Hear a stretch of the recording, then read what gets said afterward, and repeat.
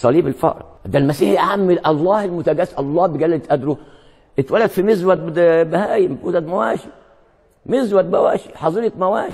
شوفوا اسمعوا القمص ابراهيم عبده، اسمعوا القمص ابراهيم عبده بيتكلم عن رب السماء والارض ازاي، عشان تعرفوا مدى السوء اللي احنا شايفينه منهم. يعني صليب الفقر. يعني واحد قال لي ممكن تيجي تزورني يا ابونا في البيت؟ فقلت له ممكن. ليه؟ قال بس انا ساكن في اوضه في وسط شقه، والشقه فيها كمان ناس غير مسيحيين، ودورة ميه واحده، حالتنا يعني على القد خالص، هتقبل تيجي تزورنا؟ تقول لا، ده المسيح يا عم الله المتجسد، الله بجلة قدره اتولد في مزود بهايم، ودد مواشي، مزود بواشي، حظيره مواشي، الله بجلة قدره. اسمعوا يا جماعه، اسمعوا مدى المأساة اللي احنا شايفينها، اسمعوا مدى الوضاعه اللي الناس دي عايشه فيها. وسامحوني ان انا بقول الوضاعه، بس يعني اصل ما فيش كلمه تليق على سوء الادب ده الا الالفاظ دي. اسمعوا القمص ابراهيم عبده، مش واحد صغير بيقول ايه، اسمعوا.